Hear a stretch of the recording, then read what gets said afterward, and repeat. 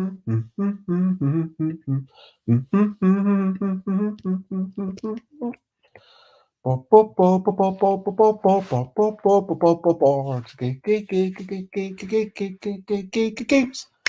board games, board games. I might be talking about board games, Bezzy Bargain Bags, but I'm not gonna shout. I am going to be talking about so many things that I made in 2022.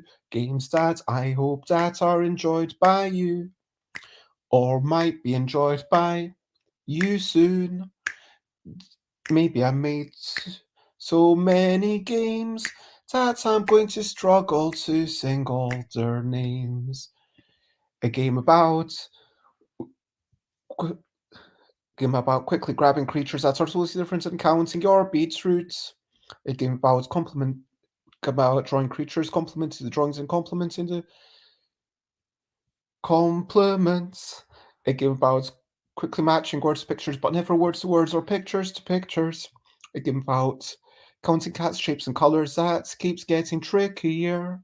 A game about quickly grabbing creatures that are totally different and counting your radishes. A game about stuffing balloons as a team without talking, but it's a card game. There are no actual balloons. A game about cute comical creatures and trying to identify them after some mixed noises. A game about selecting 7 cards, searching for synergies. Speedily searching for synergies. A game about quickly grabbing cards and judging them against 3 descriptions. A game about writing words aiming to match other folk exactly 3 times. A game about setting scenarios aiming that people would do for different lengths of time. And all the conventions I should go to and what I should change. A reflection. That's what I'm doing. So hello, good morning, 10 a.m.-ish UK time. Time for Bezzy Beats and Board Game Blether.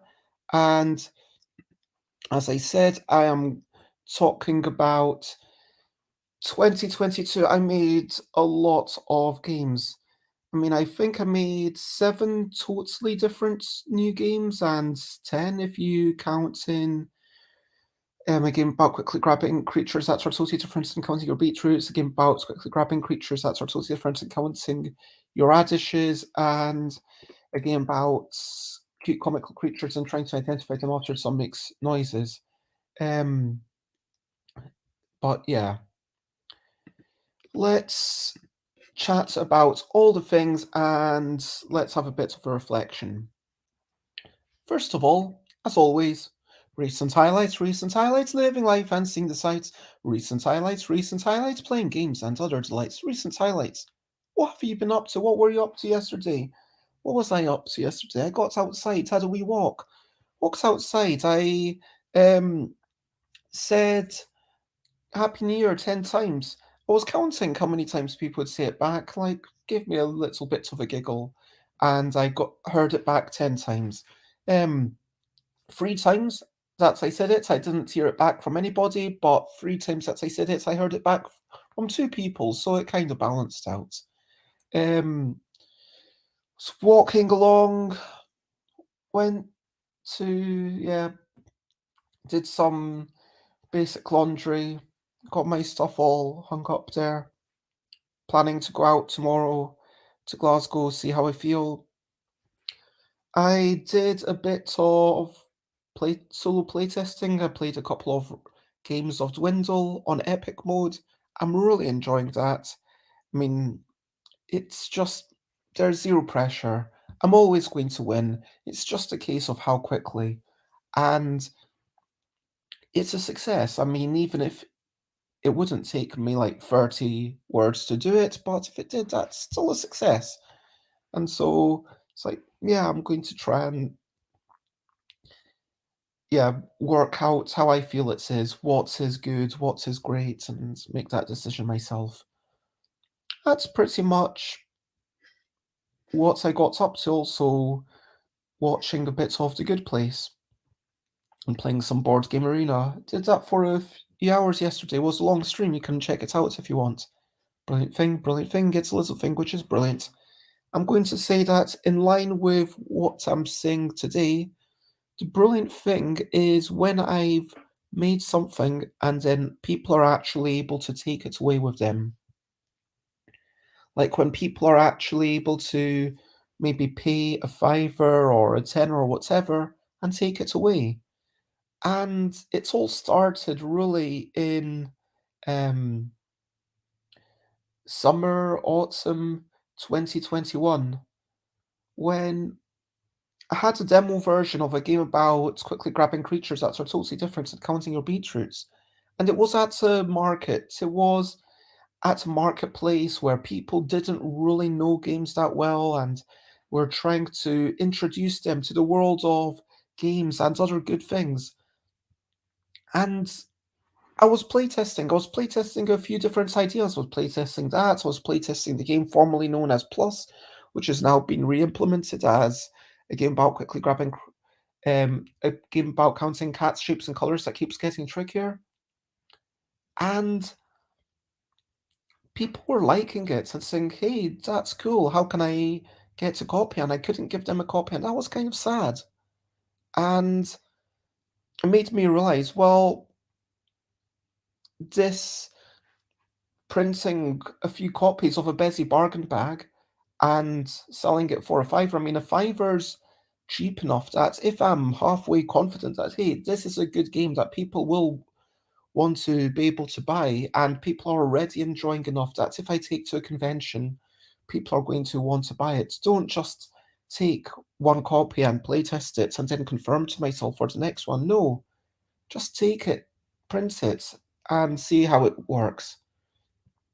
So then that gave me encouragement to just try out all these things. And in 2021, of course, the first ever, but yeah, making it available and experimentation. And so, yeah, I guess I'm blowing my own horn, but it's actually um, testing things and seeing will people pay money for this or not, and allowing people to take things away with them, even if it's sometimes just allowing people to take stuff away as a free gift. Like when they join my 2 p.m. events, I always give them, well, I try to have a bunch of stickers for people to have. I try to have some stickers when people are walking past, not just a business card, but a sticker that's actually kind of funny, like a catalogue, by which I mean a cat sitting on a log. Hey, would you like a catalog? And then it's a wee sticker of a cat on a log. It makes people smile.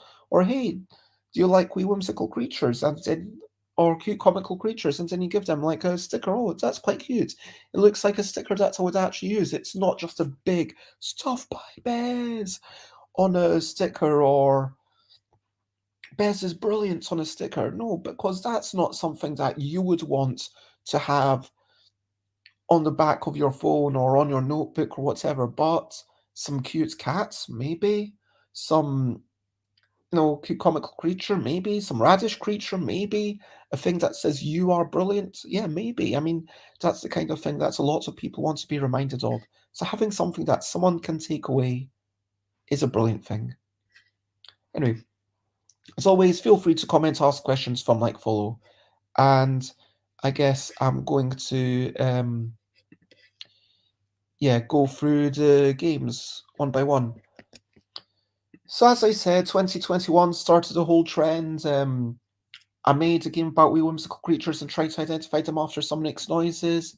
It did sell well. I mean, it was at UK Games Expo. It was the thing that we were focusing on, and I could have brought more stuff. But by the end of the year, I decided that a game about quickly grabbing creatures. Oh, that game about quickly grabbing creatures that are totally different and counting your beetroots. That's a continuation of a game about quickly grabbing creatures that are totally different and counting your turnips, which was released in 2021. But at Dragon Meet, a lovely convention in London, I launched it, and some people said, "Oh, this is cool, but if I want to mix two decks together, I wish there were like two different things going on." And I was thinking, yeah, that would double my expenditure. But then I thought, yeah, but that's old school thinking.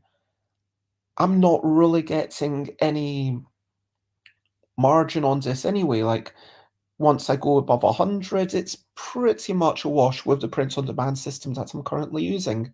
So, yeah, why not make multiple art versions?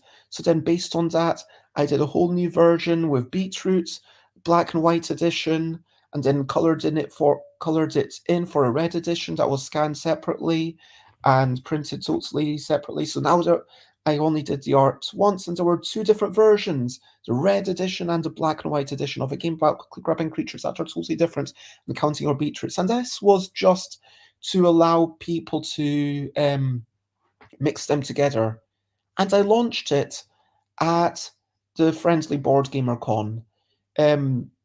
This was a lovely convention, a small thing. I would definitely go there again. How do I feel it went? I feel it was a good game. I'm happy having released it. I maybe overprinted it, given that it was just a new iteration of a similar thing, and I didn't have like a big Kickstarter. And it made, I think, a year after this, it's made me realize that yes, it's unsightly to say, but yes, Kickstarter is a way of promoting things. Yes, a game about wee whimsical creatures and trying to identify them after some mixed noises did do fairly well at UK Games Expo and everything, but then it did brilliantly after I launched a Kickstarter. That was the thing that took it away. And some of the games, I mean, by virtue of me not launching them on a Kickstarter, I might not have really done their due justice, but we'll get to my Kickstarters another day, I guess. A game about drawing creatures, complementing the drawings and complementing the compliments. This was an idea that I had, and it was more a thing that amused me. It was like, yeah, this is kind of ridiculous, and it's funny, and I don't know if anyone will be up for playing this, let alone buying it, but let's see how it goes. And it worked so well. I mean, people at Aircon, it wasn't the thing that people were drawn to, but I mean, Ian Brocklebank said, look at me, I didn't think that I would have fun, and I wasn't wanting to have fun, but I'm still sitting here and smiling because people are complimenting me, and I know that it's fake, I know that people have to compliment me, but that's the thing. It's not really fake. I mean, sure, people are compelled to, but if let's say I'm forced to punch you in the face, I mean, there's going to be maybe less force, but it's still going to be a punch in the face. If and if I'm told I have to compliment you, there's nothing forcing me to hold back. There's nothing forcing me to hold back with the full weight of my compliment. I might tell you, yeah, I love those lines. I love the fact that, and if I'm complimenting your drawing, there's going to be something about the drawing that's good. It's about searching for the good and finding the good, and not all automatically being like, yeah, it's nice, it's good. Try to be specific. Try to be try to actually search for something that you can back up, not just say, I like the colors that you used, unless you do actually like the colors. I mean, if you can say, yeah, I like the way that the colors are all combined and are of a similar palette, they're kind of this blue and purple, and you've limited yourself to a couple of colors, but they go really well together, and I think it's just wonderful. I mean, sure, blue and purple do go well, and these similar neighboring colors, but I just I think that people can find genuine compliments, and this game is about searching for that and taking the effort to do that. Anyway, Aircon was a lovely thing, and I was with Josie. Um, oh, I met Josie. It was just amazing. I mean, that's the first time that we were together, and on the drive back, there was chatter about what games I should make, like the game that I should make for UK Games Expo. And it was like, yeah, this is the game that you're going to make for UK Games Expo, which I'll get to in a minute. But yeah, I'm just going to say a blanket thank you to everyone who helped me. You were all amazing. Yeah. Um, Now, a game about quickly matching words to pictures, but never words to words or pictures to pictures. I launched this at Dicini, which is a small one-day convention in Norwich. It's lovely to go to. It's low stress, and I always have a good time. And I leave after I've paid for my travel expenses and a nice meal at the end of it. I normally leave with like an extra tenner or 20 quid compared to me not having been there. And it's not great payment for, having spent a day working, but I still enjoy getting out there because I still get to see the place. And honestly, if I had to go 2 more times, it might start feeling more like work because there's not loads to see in Norwich that I'm aware of. I mean, maybe next time I'll try to find a museum or something on Saturday this year. But in any case, it's a lovely one-day thing, and it's free entry, and because Dicini is free entry, that means that the you get babies, you get old people, you get people who aren't as interested in board games, you get people of every age, every gender, like, yeah, sure, it's pretty much all white because that's the population of Norwich, but the population of Norwich is the type of people that come inside, and I launched a very simple game that I'm really proud of, and that's changed. Like now, yeah, it's already had its second edition of a game about quickly matching words to pictures, but never words to words or pictures to pictures. You've let's see if I can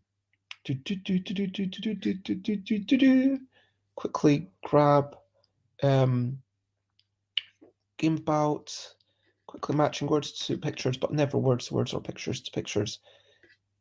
So you've got a bunch of cards together. You've got yellow cats, bikes, stars, and beds. That might be in blue, yellow, or red. Do, do, do, do, do. There we go. Um, Here's one of them. And each card that you flip over, it might have one of these, or indeed it might have a word on it. So the word might say bike, and if you match a blue bike to a blue bed, that's a fail because you're matching a picture to picture. You've got to match the word bike to the picture of the bike, or the word blue to the picture of the blue bike. And you just split the deck, and then if you see a match, you grab it, and it takes about 10 seconds to get someone involved in the game. This is the game that when I took it to UK Games Expo, I was like, wow, people just launch into it. They just can't stop themselves from playing it. And that was a really nice thing to see, that people were just enjoying it so much. It was so easy to explain. And I'm really proud of it. Honestly, this is one of my favorite games that I made. I think out of the way it currently is, this might be number 2. But yeah, we'll talk about that. The next thing, I went to Herefordshire Board Gaming Convention, Mega May charity event, and this has been totally rebranded. Now it's called Here for Board Games, which is a nicer way of putting it, I think. And it's and I had decided that I was going to release a new game at every convention. I'm not sure that was the best thing to do, but I decided to do it. So I released a game about counting cats' shapes and colors that keeps getting trickier. A variation on, or a re-implementation, I should say, on Plus.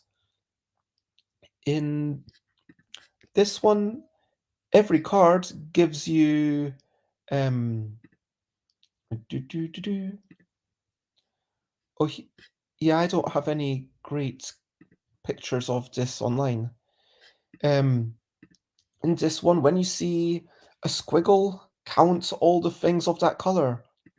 when you see an uncolored shape, then count all the things of that shape. On the other side of the cards, you will see cats of various shapes and colors. And that's pretty much it. So this changed. This was made simpler because originally sometimes you had to count two things at once. And when you had to count two things at once, I could see people at UK Games Expo, whoa! And this reminds me, like, yeah, UK Games Expo was a really nice way to test things. Even though I didn't necessarily spend more time demoing stuff myself, it was mainly due to my amazing team who were all showing stuff off, and I was just able to observe. I did see, yeah, this is a bit too much. And so then I remade the game later on with just one kind of thing that you need to count at a time. It's a game where every time you count something successfully, you get those cards and you get 3 more cats that you need to count. And so, like, eventually you'll have, like, 15 cats that you are counting between, and, okay, how many of them are red? Okay, how many of them are dancing like that? Okay. And obviously, a person who's not managed to get any cards yet and only has 3 to count will be a lot faster. So, whoops, that is. I'm really proud of this. I mean, I'm proud of all of these games. It worked well, and I know that this was possibly, um, yeah, Kat's favorite. Ironically, not so ironically. UK Games Expo, I launched a few new things. I launched a game about counting a big game about quickly grabbing creatures that are totally different and counting your radishes. I launched a game about count cute comical creatures and trying to identify them after someone makes noises. And I launched a game about stuffing balloons as a team without talking, but it's a card game, there are no actual balloons. So this one was again a re-implementation of the previous, a game about quickly grabbing creatures that are totally different and counting your. Well, that should be a Y, not a T. I apologize for the typos in these acronyms. Acronyms, initializations. You can't actually say AGAQCTATDACRadishes. But anyway, so the previous 2.5 versions had been fairly simple. I tried to make it as obvious as possible. Everything was just facing the camera, and you could clearly see the number of eyes. And then for the third version, I was thinking, well, I want to make it a bit difficult. Maybe I want to have, yeah, creatures that are looking away from you. Maybe creatures that are holding objects. Maybe things that are um, going to confuse you. And I was encouraged during playtesting to just go all the way. If I was going to make it difficult, make it as difficult as possible so I could separate it from the previous ones. And so, yeah, sure, there's this one's just shrugging its shoulders, but there's 2 big legs that are crossed and 2 little legs in the background. You need to be paying attention. And okay, just the fact that it's lopsided, okay. And trying to add objects to their ears or scrunch them up, give them different emotion. Think, and then here is the real tricky thing: the dolls. So, yep, I decided, yep, you're going to get some dolls. If there's radishes, it's a doll. So you can sort of tell because there's stitching on the side, but also there's radishes on the card. That this one and this one, and I'm sure there's another doll, like 1, 2, 3. I feel like no, that might be it. Um, but yeah, the creatures are more lively. They're reminiscing. They've got a bit more personality.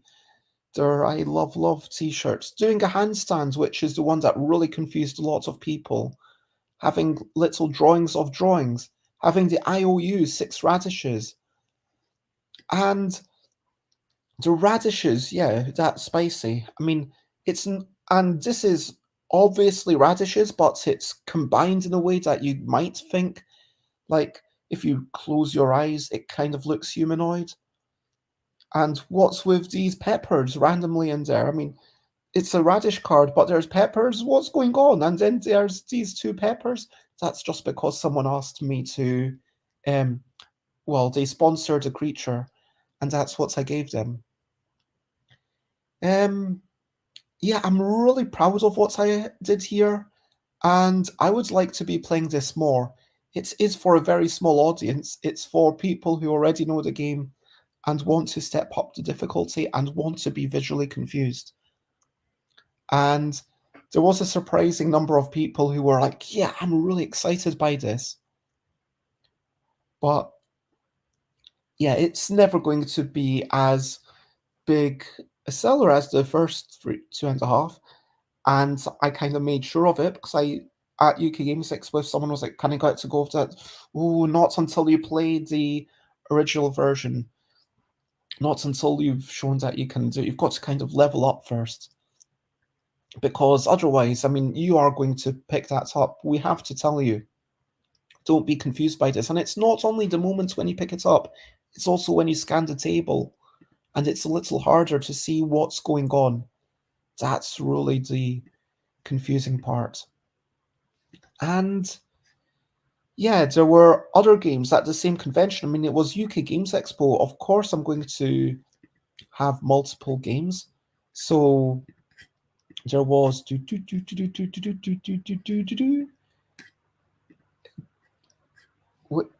game about sorry, just lining up the pictures. What's this actually? A game about stuffing balloons as a team without talking, but it's a card game. There are no actual balloons. So this was the game that had been inspired by Josie, who said, so you've got a machine that's stuffing balloons. You should make a game about that. It's a push your luck game. And I'm not sure if it really has turned out as a push your luck game, although it kind of is, except that in a normal push your luck game, pushing your luck is entirely optional. Whereas in this game, it's kind of like, when do you push your luck? Because you've got good cards, which are light and easy to put into the balloons, and you've got heavy cards, or spiky cards, which you might struggle to put into the balloons. And yeah, if you've got a napkin or a pineapple, I mean, one of them is clearly going to be easier. But in this game, you have to push your luck at some points. If you want to actually finish it, if you want to get through all 10 levels, you will have to put in that pineapple at some point. So the question is, when do you put in your pineapple? Everyone puts in one card each, sight unseen, basically. I mean, one person's visible in a 3 or 4 player game, 2 are visible in a 5 player game. Oh, it's been a while since I played it. Can't remember if it's 1 or 2 in a 4 player game. But, 1 or 2 cards go face up, and then at least 2 or 3 of them go face down, because you're like, yeah, I don't know what's going on. You've got to guess what other people might have put. You've got to guess, okay, that person's put that. What does that mean that person would do? Because they know that there's not much weight left. Does that mean that they're going to take care of it? Or do they assume that I'm going to take care of it? And I need to push my luck, but when do I do that? And it's a weird little thing. Honestly, it's a bit mathsier than I think it should be. And I think that I got quite discouraged after Spiel with it. I don't think it's ever going to be a big deal. I don't think it's ever going to be like a big mass market thing. But I think it could be a cult hit, and I would love to see it have some more, reviews. And I think that's one thing that I've really dropped the ball on. because I've released so many games, I've not really given them their due diligence. Like a game about cute comical creatures and trying to identify them after some makes noises. It's a great game. I do really like it. But I didn't send it to as many people. It was basically just the people who came to see me at UK Games Expo. So for that reason, not many people are aware of this. They've heard of a game about wee whimsical creatures and trying to identify them after some makes noises. And I actually think that these are even better.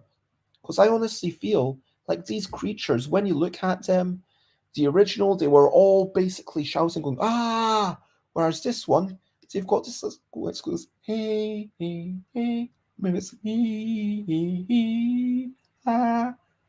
I actually think, whereas that one, yeah, hmm, hmm, hmm, hmm, hmm, hmm, hmm, hmm, hmm.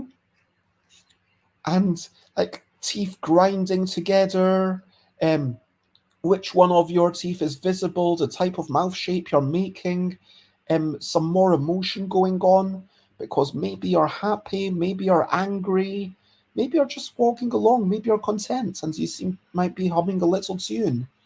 I mean, as much as, okay, the three necks and the wings and the fact that this is a dodecahedron, like as much as that looks cool, and I'm happy with like how these look, that's not really the main thing that's going to influence the creature. The thing that's going to influence the creature is basically the mouth, the shape, the number of mouths. Like this is clear go. That's what I would do it for that. And sometimes if there's an instrument, some people might be thinking about the maracas. And maybe for the feet, you might be if it's heavy feet as opposed to the light feet. And there is definitely the case of the body language or the angry or whatever. And I do think that this went well. And we weren't really focusing on this, but because of a game about wee whimsical creatures and trying to identify them after some noises, people really enjoyed this. But then also, some people really wanted the black and white version, which wasn't available. And it's taught me a few things. Firstly, yeah, if I can do black and white version of a game in future, do black and white versions. I mean, maybe the first time I print it, just do the colored in versions, but if I can, scan in the drawings when it's just line art, and then that way, if it's popular enough, I'll print 50 copies of the black and white version when I do like the big print run of the full color, because that is something that people want. But yeah, I'm really proud of this, and actually, this is probably the success story of the year, because I have signed a contract for it, and it already came out from Cosmoduck Phil Viscaro, and I know that there's another company that I'm negotiating contracts with. Yeah, might still not happen, but they're keen to talk to me, and we're trying to sort out finalize things, hopefully within the next month. And yeah, maybe I'll chat to them at London Toy Fair and work out the final few details. And yeah, this is going to come out in a much bigger way. I think this is the one game that everyone knows me for in the past 2 years. This is probably the one game that people are like, oh yeah, that's a game that Bez made. Whoops, didn't mean to do that, meant to do that. So yeah, I'm really happy with it, and I do think that it could continue to evolve. I think there's probably scope for about 300 creatures total. If I ever go beyond that, that might be too many. So after UK Games Expo, I tried to make something a bit more cerebral. I was initially inspired very much by Fantasy Realms and also Kawaii, the game where you're flipping things, but then there's a small real-time element where, oh, I might want your market and someone else might want your market and you might want your own market all at the same time.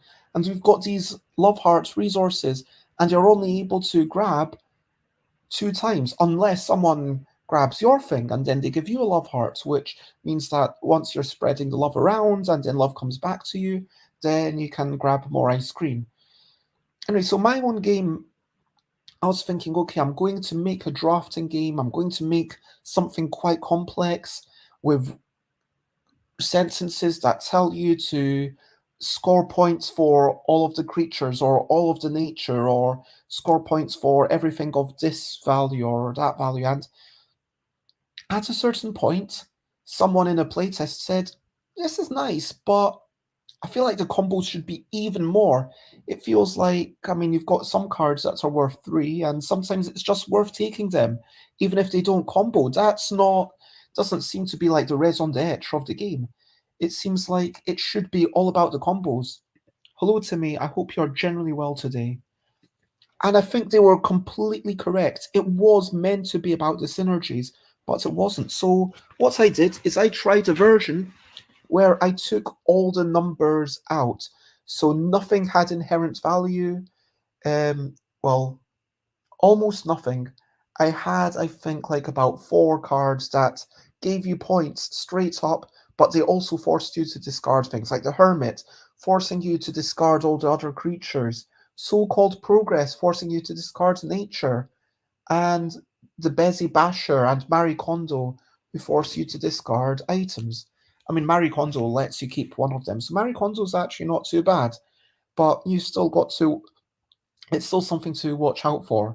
And now that it was like all about the synergies, it made it slightly simpler, but it was still balanced enough. I mean, frankly, you want some asymmetry, and this is probably going to be a game where, so I launched it at Tabletop Scotland. I was doing a Kickstarter for it at the same time, and as much as I wanted the Kickstarter to be available by now, people wanted it to be in a box. So I'm going to make a spreadsheet. It's going to get it all put together, and yeah, it's going to be redesigned to be in a box and printed, and hopefully people will have a really good time with it. We'll see. Yeah, this feels like it's been nipped at the bud slightly. I launched it and I was like, yeah, I don't know, it's just good enough. I need to get something out. I think this was at the time when I was basically really struggling, to be honest. I mean, it came at the time when Chris was leaving, and so I was just struggling with everything. And I didn't have someone coming in and helping me once a week to talk through things or scan things or just be like, yeah, this is what needs to be done. Okay, and can you help me with bits of co-working is invaluable for me, but bits of company. But anyway, I'm proud of it, and I hope that once it comes out properly, everyone who backed the Kickstarter will be like, wow, we're happy we backed that Kickstarter. We'll see how that turns out. And they're still free to go. What's this? A game about quickly grabbing cards and judging them against free descriptions. Oh yeah. Whoops. This was something that was released at KCON. I think I should probably mention that, yeah, I went to Spiel. I had a lovely time at Spiel. I had a whole bunch of meetings, but I never followed them up in the way that I should, so that really wasn't great. And that's me really dropping the ball. But yeah, a game about quickly grabbing cards and judging them against free descriptions is kind of like apples to apples, but with a couple of changes. Firstly, there's free descriptions in the middle, and you say, okay, what is, for example, hard to eat, big, and hot? And if you had all of these cards available, what would you choose as hard to eat, big, and hot? I mean, normally you only have about 7 cards available, and oof, I don't know what I would choose. I mean, I think I would go for a bicycle. Yeah, because a bicycle's probably the biggest thing there. I mean, none of the things are particularly hot, but the bicycle's also about as hard to eat as everything else. Um, and then everyone grabs one thing, they put them into a pile in front of the judge who has turned around. The judge turns back, looks at the cards, and says, okay, that's my favourite. And there is also a variant where you get to chat through things. I'm quite happy with how this turned out. I'm happy with the pictures. I feel like it's a pretty little thing. I mean, there's at least one thing here and it's not the eyeballs, where I think, oh, that's not so well drawn. But, it's fine. I mean, you can sort of tell what everything is, and it kind of looks cheerful and pleasing, hopefully. And people see this and what I wanted to do was to just have a whole bunch of items that people would like to see in games. I actually asked people, what would you like to see in a game? And people talked about hedgehogs and red pandas and jellyfish and steam trains and a seesaw. And like, this was all based on what people wanted and things that would hopefully make people smile. It was like, yeah, what are some of the things that would make you smile? Mixing together the mundane, like a little kettle, and the fantastical, like a unicorn, or the macabre, like the eyeballs, and the cute, like the farmyard animals. Um, I mean, I hope that, like, I painted these, and I hope I am actually quite happy with how that butterfly turned out. And I hope that people see these and it puts a little smile on their face and they're like, yeah, you know what? There's nice things in the world. There's friends and there's game designers and giraffe and hedgehogs and flowers. And people have enjoyed it. But again, because the conventions I've been to have been on the smaller side, since then KCON um, was couple of hundred people, wasn't always getting people at the stand all the time. I mean, more than half the day I was just chatting to the traders next to me, and was only trading for one day but it was worth it. I enjoyed being there, and definitely I'm glad that I was trading for one day, and then the other 2 days I was just enjoying the convention as a normal person. And then I went to Dave Weatherall's thing where, yes, I had to stand up, but it was hard getting people there. And Dragon Meets where I had other things. And again, I'm not sure that I gave all these things enough attention, but maybe next year. I'll talk about what I want to do with all these things in a wee bit, but yeah. Next is a game about writing words, aiming to match other folk exactly 3 times. This is my first ever co-design to be published. Let's game about writing words. Well, there's no picture on Board Game Geek.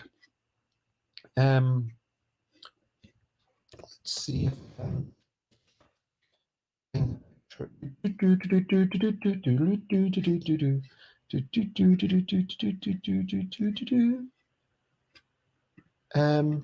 here we go. I'm not sure how to make the. There you go. Okay, so a game about writing words, aiming to match other folk exactly 3 times. This was originally sparked by Kirsten Lunde.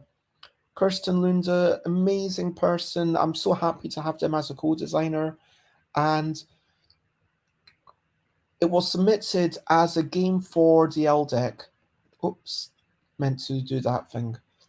The idea being that originally it was a lot more like categories, but based on if you ever matched the border, there would be one of 6 wild rounds. One of them you would have to match both things. Try to get all the Bs you can.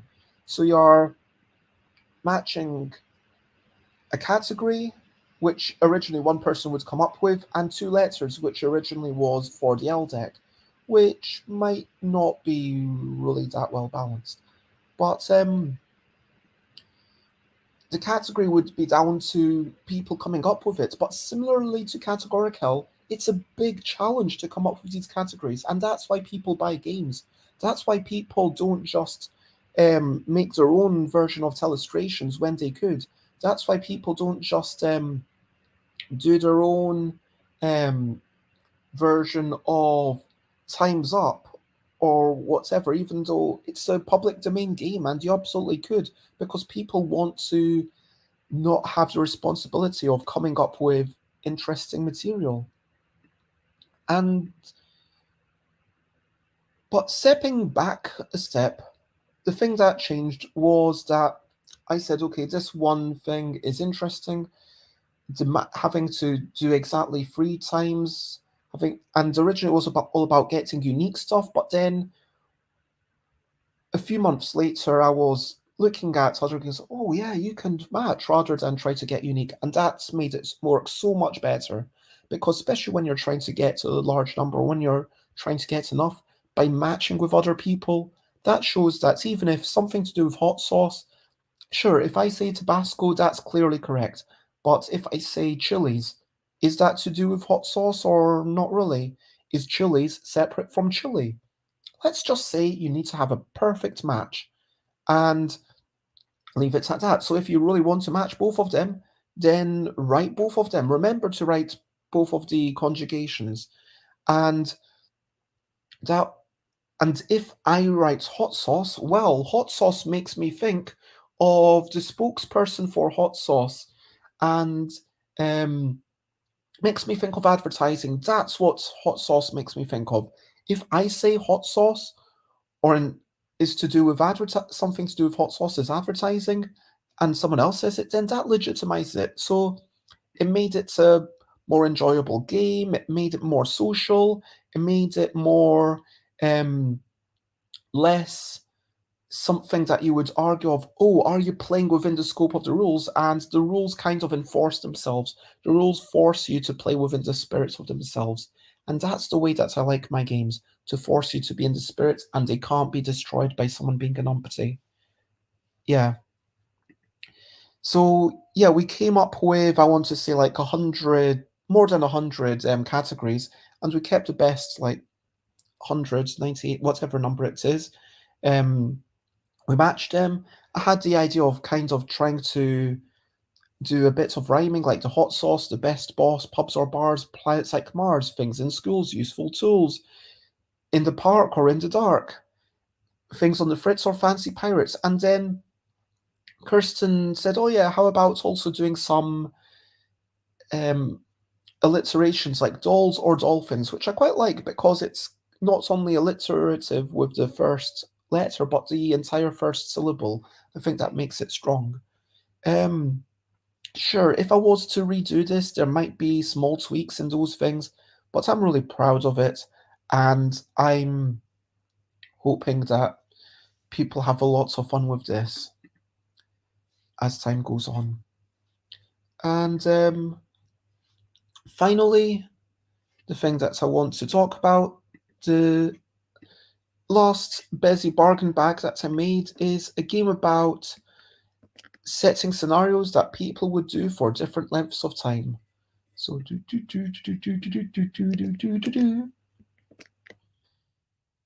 about setting scenarios that people would do for different lengths of time.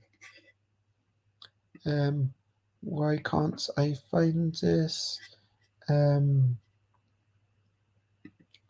Sorry, too many windows open. Can I?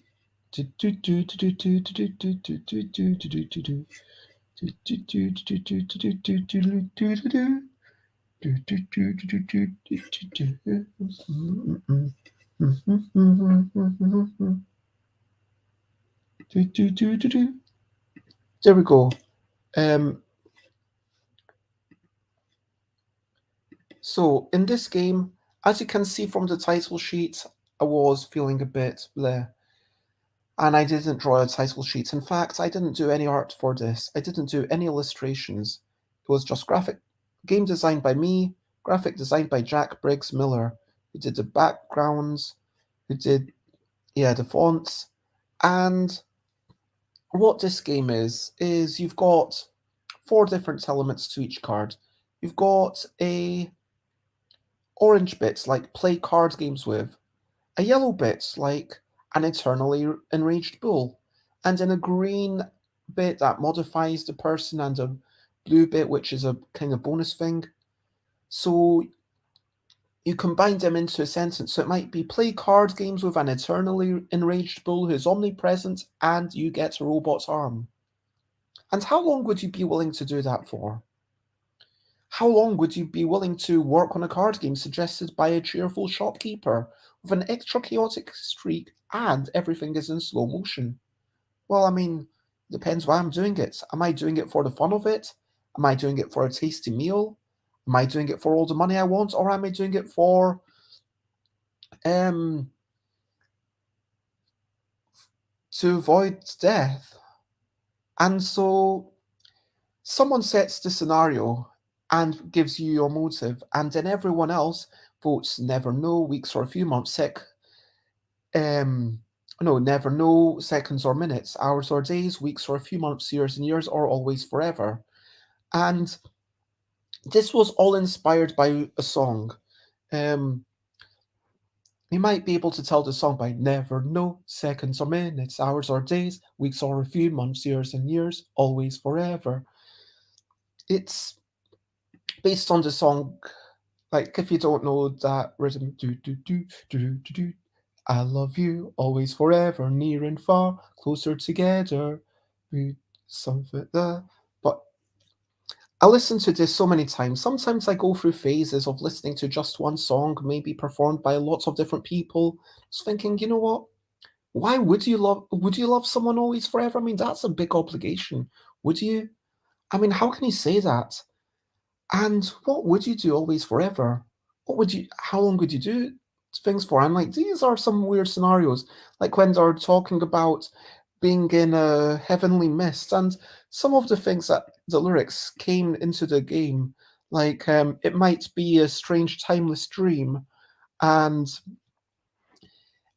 I wrote a whole bunch of little bits, and they were pieced together. And honestly, this is a game where I didn't even play test it, but it definitely got a lot of people loving it. And the one thing that happened was, yeah, one when you show your um, cards, cover it up. But I think it was me leaning into the ultimate. Yeah, I don't need to make a. I'm printing 50 copies of this. I'm not printing 100. I'm not printing more. I'm printing 50. I'm going to give away like 15 of them to people who are helping me over the next year. I'm going to keep like 5 of them for myself. So like that leaves 30, and yeah, maybe like 5 of them for to show to publishers or to show to reviewers. And so this was, yeah, and that's the thing, like, it's a Bezzy Bargain Bag, and that allows me to experiment. That's what the Bezzy Bargain Bag was always meant to be, an opportunity for me to experiment, an opportunity for me to say, "You know what? I think this works. I would like to share it with the world. I'm not sure, but let's just get it out there and let's see what people think." I'm really glad I did. I mean, the truth is, when I look at, the games I made. When I look at Growbot Smash, this is a game where I released it for free for everyone, and I thought, yeah, this is a really cool game. It's a roll and write. It's got kind. I'm not saying it's definitely got the depth of backgammon, but it's approaching it. It's a similar sort of roll and move game where you roll dice and then you go and then you can move anything you want. So you've got lots of options with those 2 dice, and you're maybe combining things, you're maybe combining them into bigger robots. I mean, they're growing and then they're smashing onto the other things. So then you go onto them and then they smash, and then if it's a smaller stack, then you smash it. And like if it's this, I released it as a print and play. You only need to print one board and then bring in like a whole bunch of your own cubes, which I assume most gamers have, and I do believe that most people would enjoy this. But this has been a game that I just, people haven't played. And that's the thing. Even if it's available for free, no matter how good the game is, you need to do your marketing. And this is what releasing games for free always teaches me. Like, I release it 1st of August as a, hey, everyone, here's a new game. I hope that you have fun with it. But people don't even make a word search that I released at UK Games Expo, and I had a big banner saying a new game for free, 1st of August, and I gave away a whole bunch of little instruction things, and that was my 2 p.m. event, and everyone played that and was like, yeah, this is a good game, but it's got hardly any ratings. And that's the thing, again, I need to get the word out, I need to do the marketing, I need to spend the time. And so, yeah, when I look back at the year, oh, and I also went to Dragon Meet, by the way, where I didn't release anything, and it was a lovely thing. So yeah, I went to a lot of conventions. I released 8 totally new games. 3, but 11 or 12 if you count different variations. I mean, well, 13 or 11, depending on how you count them. I released a lot of games. I mean, they're possibly too many, because at the point where someone who's excited by my stuff isn't able to keep up, at the point where it's becoming, whoa, what's Bez made now? That's not great.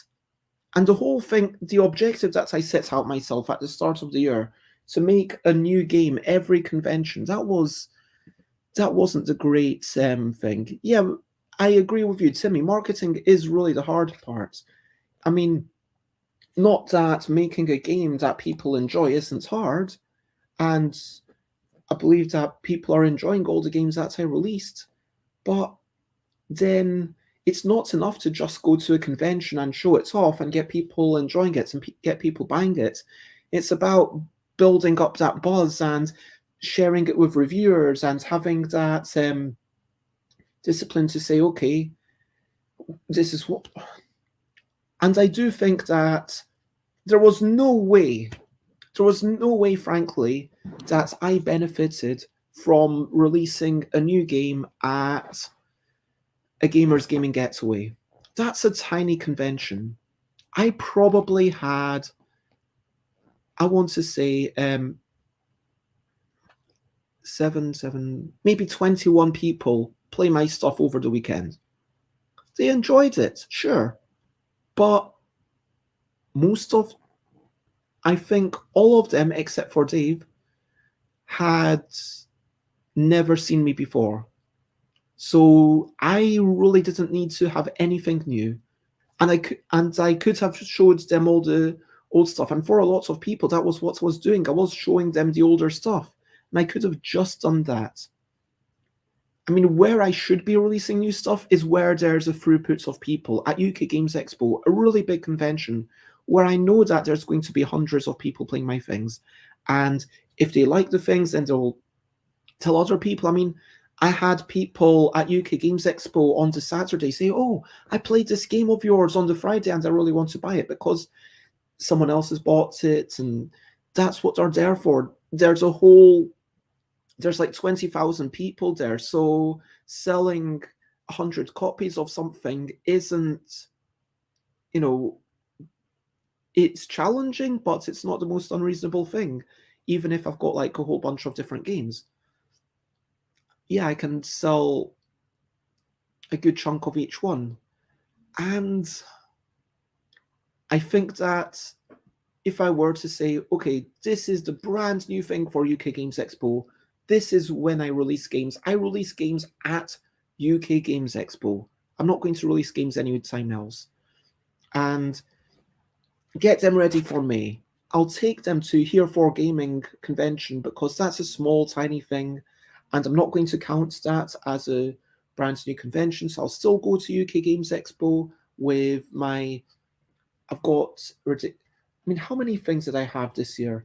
I had a game about quickly grabbing creatures that are totally different and counting AGADCCTATDACYBeetroots, about stuffing balloons as a team without talking about it's a card game, there are no actual balloons, about cute comical creatures and trying to identify them after some mixed noises. And I also added on the 2 things that I'd released recently at teeny tiny conventions where I was like, yeah, add it up to 5. And I think 5 is a really nice number to aim for.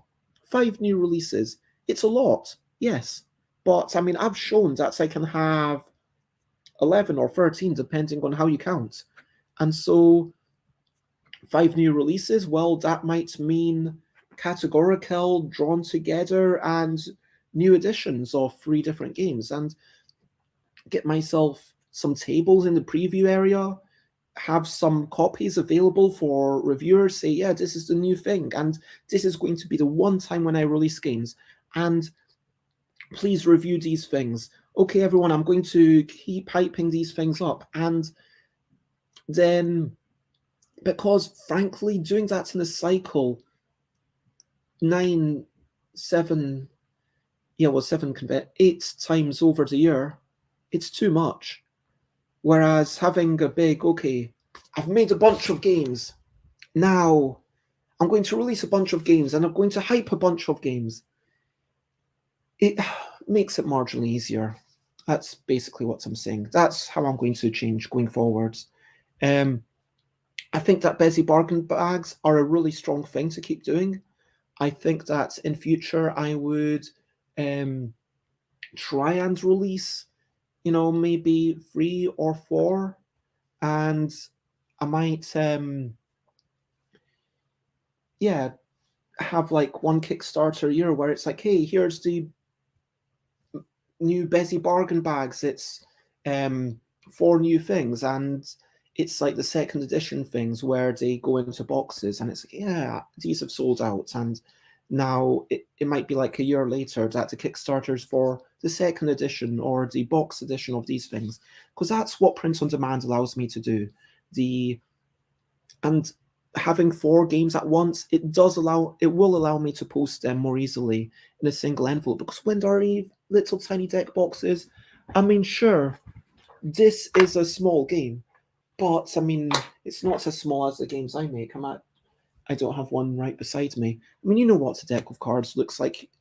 I know that I can get 4 of them into an envelope and still be a large envelope and be about, well, £2 to post within the UK rather than £3 to post within the UK, and maybe £6 to post internationally as opposed to like £20 internationally. There's a big difference in a couple of millimeters. If it was like a couple of millimeters more, it would be too much. But as it is, I can put a few stickers in, chuck it into an envelope, and boom, it goes to you. And I would like to do that. And I am leaving the UK, so there's a lot to think about, and there's been a lot of changes. But that's where I'd like to be, where it's like, yeah, make stuff, and I think that with my Kickstarters, as I look back at my Kickstarters, game about quickly grabbing creatures that are totally different and counting your beetroots, I might have overprinted slightly. I might have overestimated how many people would buy many different copies of what is fundamentally the one game. Because sure, spending like 20 quid on one thing isn't too much, but some people, they think of it as, okay, I bought the one thing for £5 and then another thing and I think I do need to raise my prices slightly for a lot of stuff, but I'm really happy that I found this. Hey, we're going to subsidize some copies. That seems to work well. But yeah, after I did that one Kickstarter at the start of the year, the other two that I've done are going to come out, but I need to get on top of them. I need to sort out the stuff and get them out to everyone, and that's going to be the big task for 2023. The big task is catch up with the Kickstarters, get all the stuff sent out, and emigrate. But that's a story for another time. I'm happy with the Bezzy Bargain Bags. And I guess at this point, it's a question of the day. Question of the day. Here's a little question before we go on our way. Question of the day. My question of the day to you is, do you make games? Do you think that you spend enough time on the aftercare?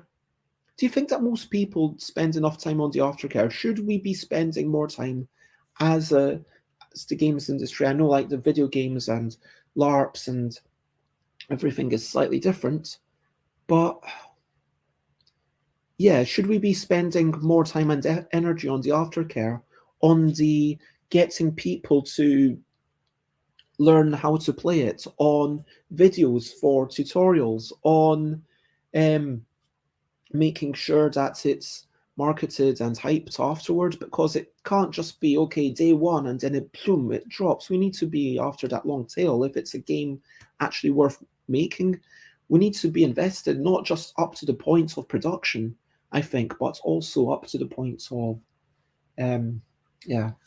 Actually, no, you know what? My real question of the day is going to be, what's something you enjoyed last year? What's something that you're proud of? What's something that you felt was a real achievement last year? What did you do? And I'm really keen to know. And I want to hear you really big yourself up, really say, this is something that I did. Check me out. I did this. Whether it's just like I survived, or I managed to write my diary, or I managed to make a new friend, whatever it is, it doesn't have to be anything to do with games. What did you do? Let me know. I mean, not for me, obviously, everything I said, but also I made a LARP. I finished my first solo LARP thanks to the smoke. And also I went to the spiel and I arranged a lot of meetings. I mean, sure, I'm benefited by having made yogi, so some people know who I am, but it was still a case of going around and reaching out to people and making those meetings. But yeah, the LARP was a really big thing for me. It's not like I'm ever going to be a money-making thing. LARPs aren't like that. But yeah, Dungeons and Therapy, I'm really proud of that. Maybe I'll join itch.io and put it up there as a sort of pay what you want type thing. Yeah. Or charge, I don't know. Money is a really weird thing, and I struggle to work out how much to pay for creative work that can be reproduced, or indeed creative work that can't be reproduced. Like, how much do you charge for a painting or a drawing? But yeah, that's my other achievement, the LARP. And the month of potatoes, I had a month where I basically ate 90% potato diet, and it was good. I lost a good chunk of weight. Might go on that diet again. Hello, Xate. I hope that you're generally well. The question of the day is, what's something you did last year that you're proud of? And please share, big yourself up and hype yourself up. I hope you're generally well, and please do share. Oh, not at all well, still sick. I'm really sorry to hear that. But please do tell us something that you're proud of. I mean, was it something that you did in your job because like you do your job well? Was it Timmy says it was good to get my job, which will hopefully help fund my personal project in the future. Yeah, congratulations. I mean, Sate says, I don't think I did anything last year. You did? Come on. You must have done so much. I mean, you continued growing. You were working for Board Game Arena. You did lots of moderation. You, I mean, it doesn't mean that you have like a project that you say, yeah, I did that, and now it's something that people can point to, or people can see, or people can witness, or sometimes it is just growing and being part of a thing, or yeah, sometimes it's just surviving. But like, yeah, I hope you're able to think of something, and lots of love and hugs. At this point, over to you. What are you up to? You can share personally if you want to. Is there something you want to share, something you want to do, something you need to do? Please, I promise that I care. I am, yeah, today going to get ready for my thing. Tomorrow I'm going to get into the shower, and within the next hour, yeah, within the next hour, I'll get in the shower.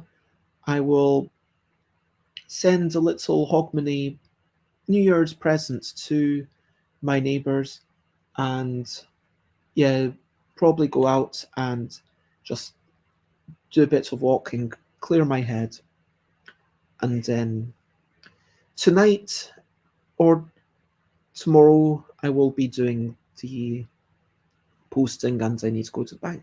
But yeah, what are you up to? Let me know.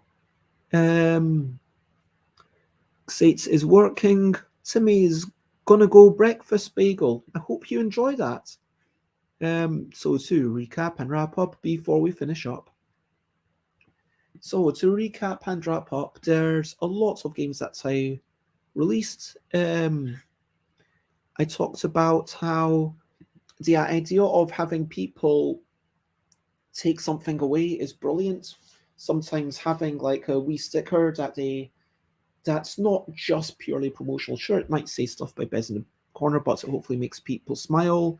I talked about a game about quickly grabbing creatures that are totally different and counting your beetroots, which I think was fine, but I overestimated the demand. Sometimes there's a disparity between how many people or how enthusiastic people are for something and how many people will actually buy it. I think that quite often comes down to, it happened previously with Inabind Junior, where for Inabind Junior I printed more than I printed more than I sold of all the Inabind games because I had to stop selling them for contractual reasons. But the original Inabind, I had like one box left when I stopped selling them, and yeah, Inabind expansions was similar.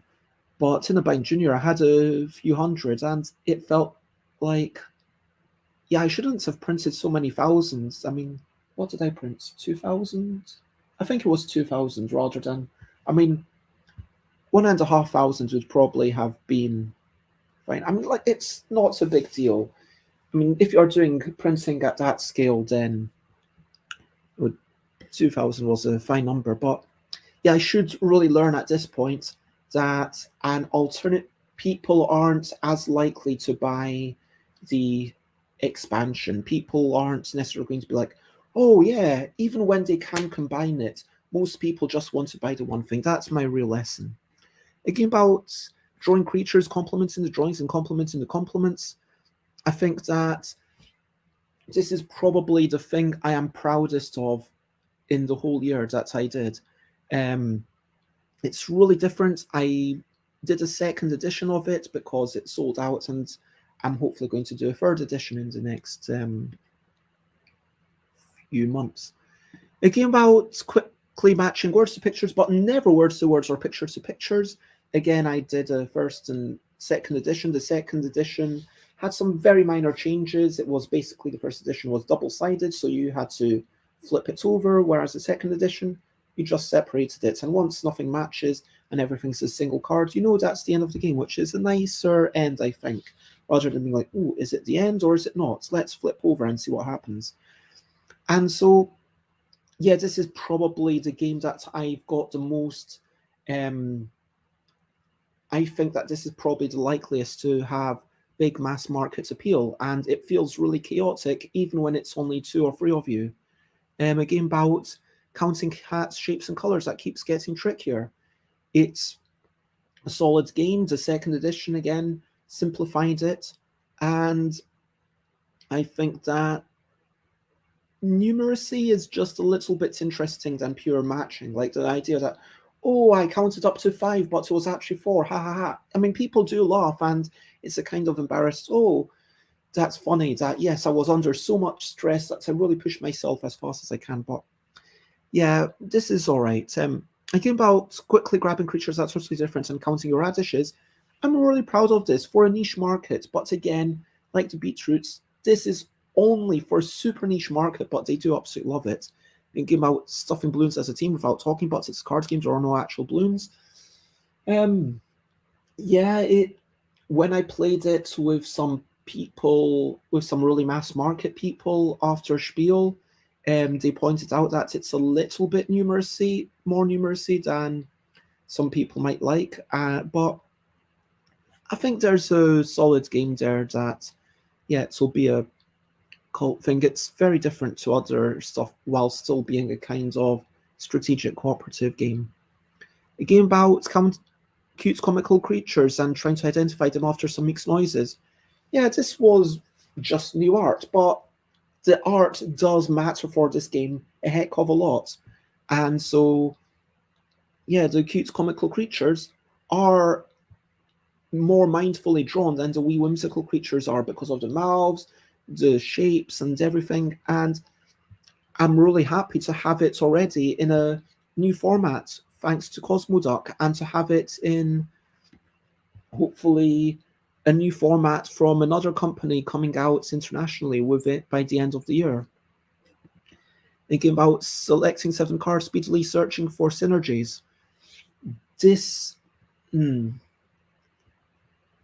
first edition had some slight issues in terms of the numbers, and it was still a fine game, but I'm really looking forward to getting the second edition out. And again, like, this is where I need to, really finish it and start hyping it up, finish that second edition.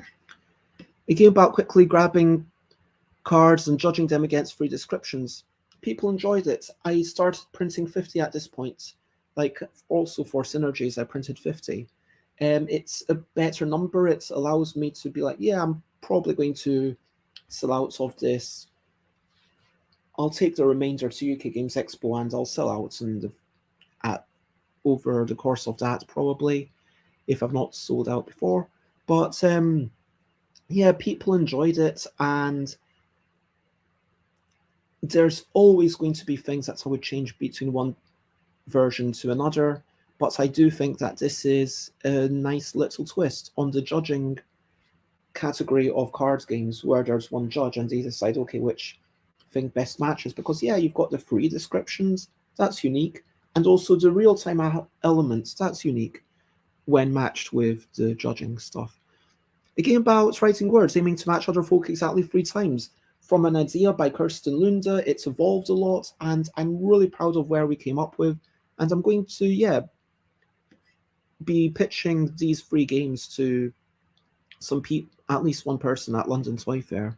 A game about setting scenarios that people would do for different lengths of time. This is a game where, the value is in the content, in the descriptions that come up, and it could be made a little bit more family friendly. There's a couple of ones that I'm not going to say anything's particularly macabre, but yeah, I'm not sure I would play it. Like, it was intended for like 13, 14, 15, like, I wouldn't say like 18 plus, but like 13 plus is maybe a good amount. I made all these things, and I'm proud of them. But ultimately, and I also did Growbot Smash, but ultimately I need to do more marketing. I need to do more following up with the publishers. I need to, do more Kickstarters. And because I do have multiple games that I still haven't licensed away, I think that focusing on 4 things at a time would be nice. Maybe even just like one thing, and you can get 3 other things if you want. That might be a nice way to do it.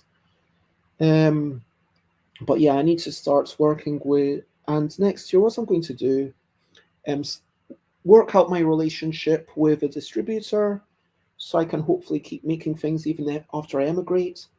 Um, do sort out all my outstanding Kickstarters, hopefully relaunch the LDEC and emigrate, and hopefully throw a good party. But that's my plans for next year, and that's a different stream. So for now, and that was my recap. If you want to check me out, I'm Stuff by Bez in all of the places. stuffbybez.com/streams. I'll be chatting about videos tomorrow.